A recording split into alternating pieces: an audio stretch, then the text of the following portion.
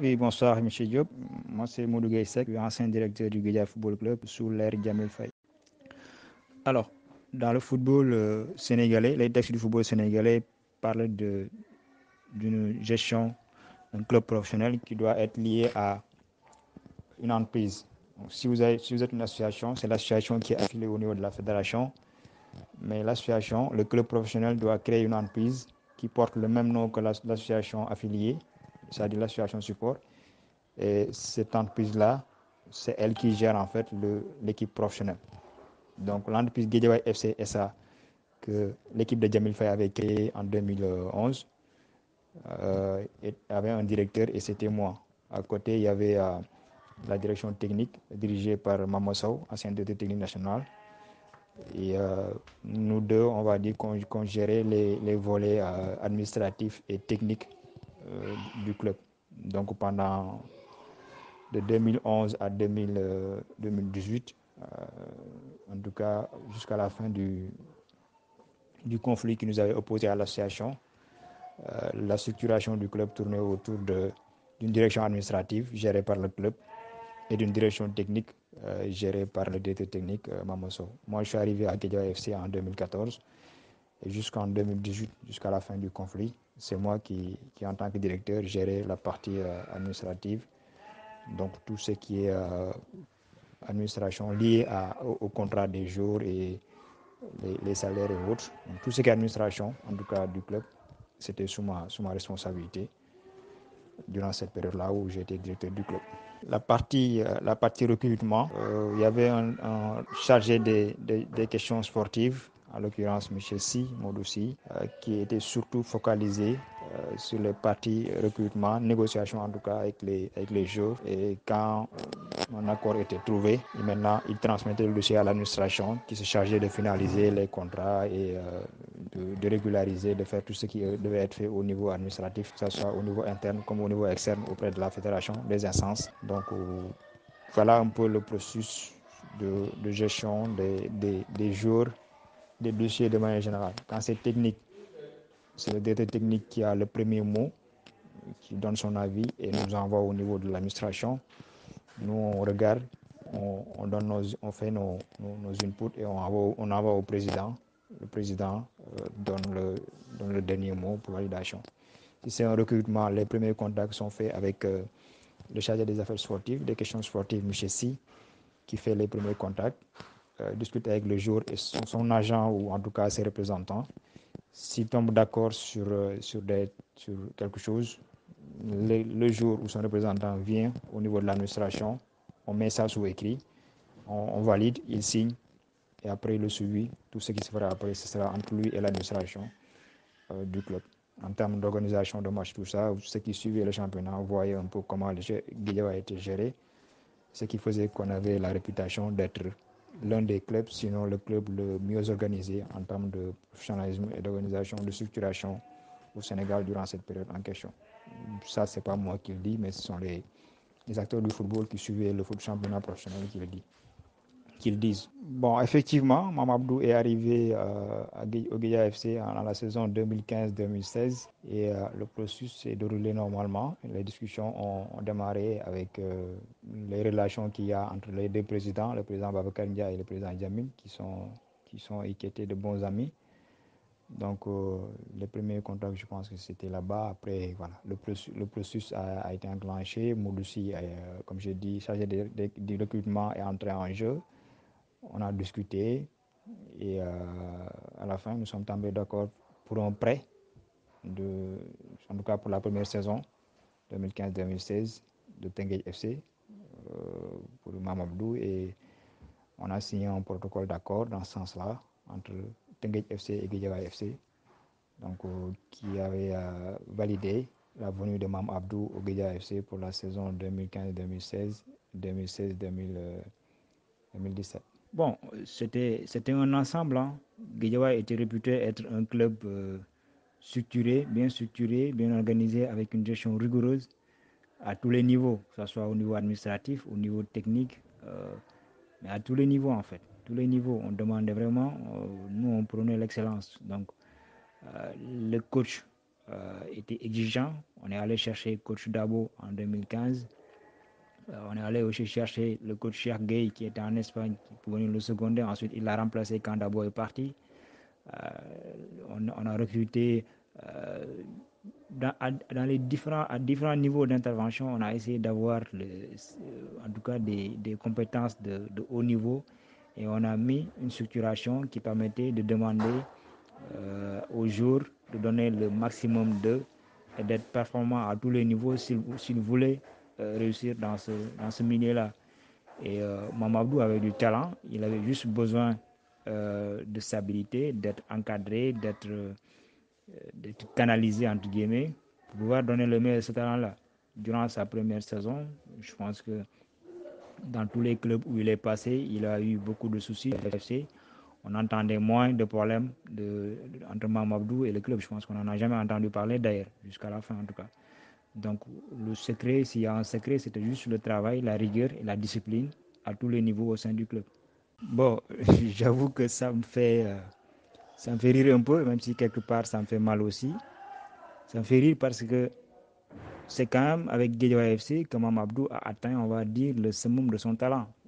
La saison 2015-2016, au terme de cette saison-là, certainement qu'il a fait la meilleure saison de sa vie. Il faudra peut-être voir ses statistiques, mais je ne pense pas qu'il ait été aussi performant euh, sur la durée, en fait. En tout cas, sur la durée, parce que généralement, il était bon, mais il était inconstant. Avec Guédiawaye FC, cette saison-là, il a au moins été constant. Même s'il a fait des fautes du Mamadou à un moment donné ou un autre. Donc dire que c'est Guédiawaye qui a brisé sa carrière, juste parce qu'il est parti à la fin, la manière dont il est parti n'était pas forcément la meilleure des manières, je trouve quand même un peu gauche de sa part. Et c'est ça qui me fait mal, d'autant plus que, voilà, quand même, durant la saison où il a été bon, il y a eu beaucoup de choses qu'on a dû gérer avec lui et qui font qu'aujourd'hui, qu'il puisse se targuer d'avoir été à cette saison-là l'un des meilleurs jours. Il y a quand même, je pense, un minimum de reconnaissance qui aurait été de rigueur de sa part vis-à-vis de Guédiawaye FC et non vraiment jeter à la rue tout ce qu'on a pu faire avec lui, qu'on a fait parce que c'était notre devoir, mais qu'on a aussi fait quelque part parce que c'était avant tout un homme, un garçon qui était dans une famille, parce que Guédiawaye FC, on considérait que tout le monde qu'on était dans une famille. Et donc, ça me fait quelque part à ce niveau-là un peu mal de l'entendre dire de sa famille, de son ancienne famille, que nous avons brisé sa carrière, ce qui est totalement, mais totalement aux antipodes de la réalité. Non, je ne pense pas que son envie d'aller au Giraffe soit la vraie cause de ce qu'il dit. Parce qu'effectivement, bon, on n'a jamais reçu d'offre du Giraffe, de proposition du Giraffe pour son départ. Mais il est clair qu'à la fin de la saison, de cette saison-là, il voulait partir. Il voulait partir parce que ce qu'il disait comme demande, ce qu'il faisait comme demande, augmentation de salaire, sur lequel le club était d'accord d'ailleurs. J'ai vu qu'il a dit que le club ne voulait pas lui augmenter, mais ce n'est pas vrai. Le club était d'accord pour lui augmenter, dans la disposition en tout cas, mais avec des engagements de performance quelque part. C'est comme ce qui se fait dans toutes les entreprises au monde, où vous avez un salaire fixe, une partie fixe et une partie variable. Le club était disposé à garder sa partie fixe et à lui donner une partie variable parce qu'on savait que c'était un garçon qui avait du talent, mais qui était inconstant, qui était malheureusement avec une mentalité qui n'était pas forcément des meilleures. Donc il était hors de question pour nous de l'augmenter juste pour l'augmenter et que derrière, il ne continuait pas à travailler. Ce qu'on lui demandait, c'était de s'engager sur certaines conditions, dire que si tu fais telle performance, tu as telle augmentation. Si tu atteins tel niveau de performance, tu as telle augmentation sur ton salaire. Et ça, il ne le voulait pas, parce que tout ce qui l'intéressait, c'était d'avoir, je pense, c'était de partir, il voulait partir, et c'était une manière à lui peut-être de créer une situation conflictuelle. Ça, c'était le premier problème, le premier obstacle qu'il nous a mis à la fin de la saison 2015-2016, en tout cas à l'intersaison de la saison 2016-2017. Bon, par rapport aux récompenses lors de soirées de gala de Guédiawaye FC, ça c'est pour moi, c'est un alibi. Encore une fois, c'est un autre alibi bidon qu'il sort pour justifier son comportement. Mais tout le monde sait qu'au Guédiawaye FC, le vote, il est fait d'une manière très transparente. Aujourd'hui, qu'est-ce qui a été couronné à sa place en tant que meilleur joueur? Il voulait avoir excusez-moi, il voulait avoir quelle récompense? La récompense du meilleur joueur à l'époque a été décernée à Honoré Gomis. Si vous regardez les statistiques, les performances d'Honoré Gomis, qui est-ce qui va oser dire que Honoré Gomis ne méritait pas cette récompense-là? Qui est-ce qui va oser le dire? Donc, dire que je n'ai pas été couronné, récompensé, c'est pourquoi j'ai été... les gens ne m'appréciaient pas, donc je vais partir. Ça, c'est un manque de professionnalisme notoire. Un joueur ne joue pas une saison pour être récompensé à la fin. Quand tu signes un contrat, que tu sois récompensé meilleur jour ou pas, tu te défonces pour être meilleur la saison suivante.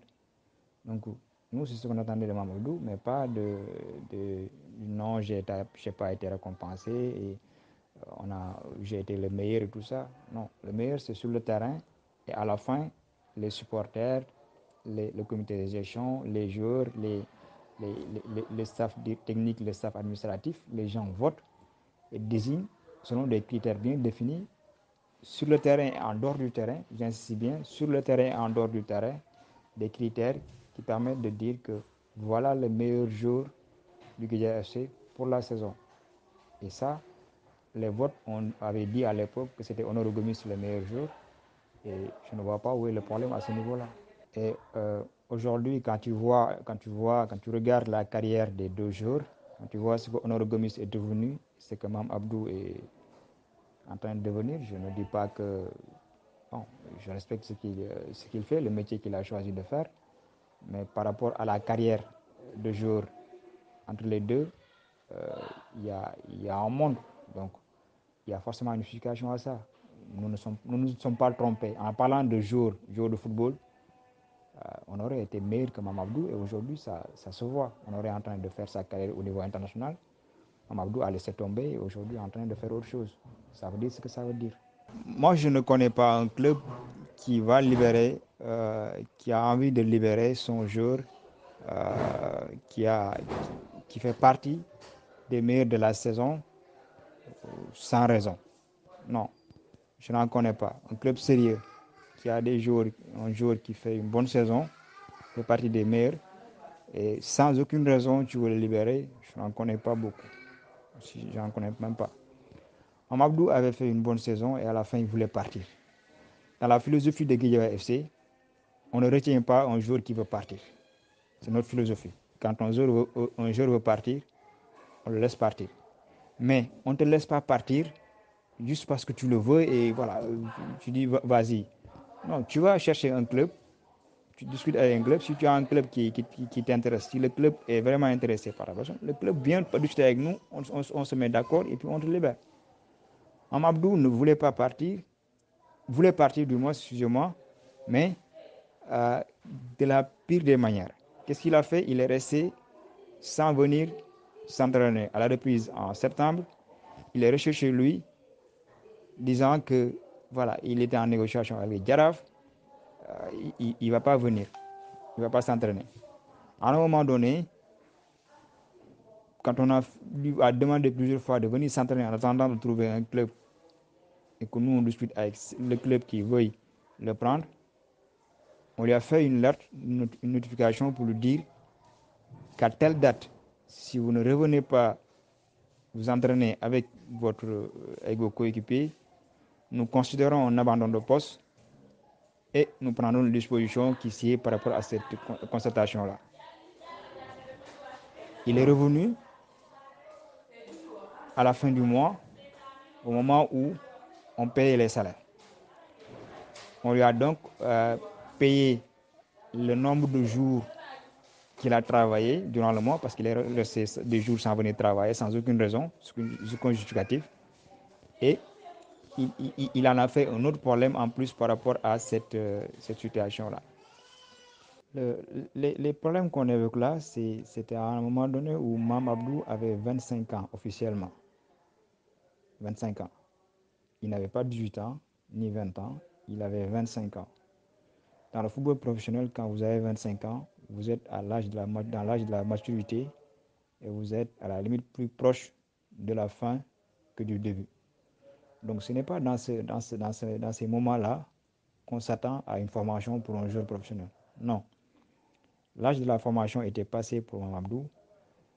L'encadrer, notre rôle, c'est de le mettre dans des conditions de performance. C'est de lui donner tout ce dont un joueur professionnel avait besoin pour être performant, en termes d'encadrement de technique, en termes d'encadrement administratif.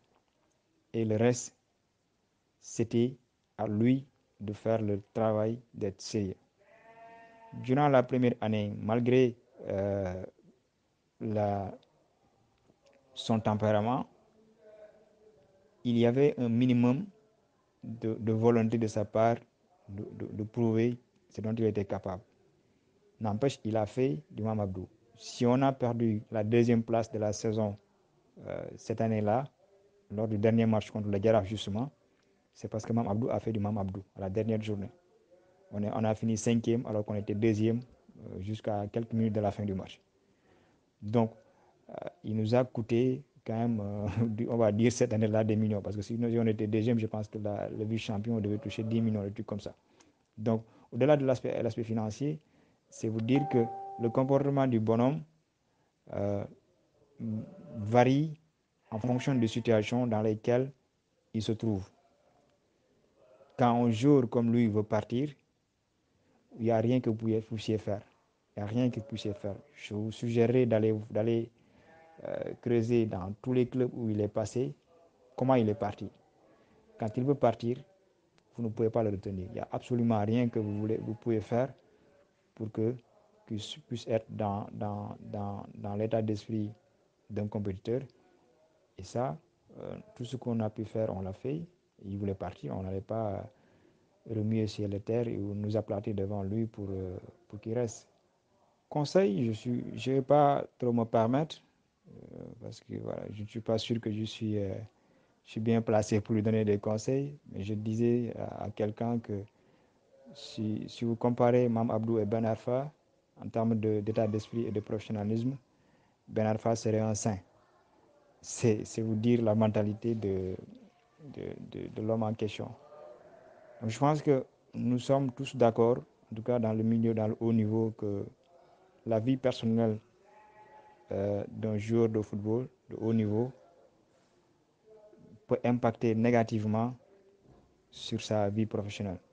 S'il n'est pas bien encadré, s'il n'est pas bien structuré, s'il n'est pas assez lucide et conscient de ce que demande le football de performance de haut niveau. Et ça, je suis désolé de le dire, mais Mame Abdou ne l'a jamais compris. Le talent qu'il avait était indéniable. Ça, tous les gens qui l'ont vu jouer sont unanimes là-dessus. Mais tous les gens qui l'ont côtoyé aussi sont d'accord sur une chose: Mame Abdou n'a jamais été sérieux comme il le fallait dans ce qu'il faisait. Que ce soit au Nawetan, que ce soit dans le championnat professionnel quand tu as commencé à évoluer dans différents clubs. Lui-même, il le dit en filigrane, certes, il le dit sans se rendre compte de ce qu'il dit, mais dans l'interview que j'ai regardée, il dit: dans tous les clubs où je suis passé, on ne m'a jamais apprécié. Est-ce qu'il s'est demandé pourquoi il n'a jamais été apprécié, entre guillemets? Bien sûr que les gens l'apprécient. Pour lui donner un contrat, quand tu signes un contrat à un jour, c'est que tu l'apprécies, que tu penses qu'il a des qualités. Mais à un moment donné, les gens avancent. Et ils avancent avec ce qu'ils veulent avancer.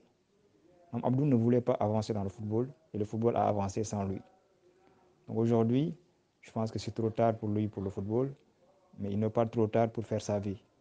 Mais dans tous les domaines de la vie, en tout cas moi, de ce que je connaisse de la vie, le minimum que je connaisse, c'est que pour réussir dans quelque chose, il faut du sérieux, du travail, de la discipline et de la patience. Rigueur, discipline, organisation et patience. Travail, faire du travail un sacerdoce, un culte. Et c'est ça qui vous permet d'avancer, de progresser, de gagner le respect des gens et de pouvoir évoluer convenablement dans le milieu dans lequel vous êtes. Donc si j'avais un conseil à lui donner, ce serait ça, de travailler davantage, de se faire violence plus, d'avoir de l'écoute, d'être conseillé, d'être bien encadré et surtout, d'avoir du respect pour sa personne et pour les personnes avec lesquelles il travaille.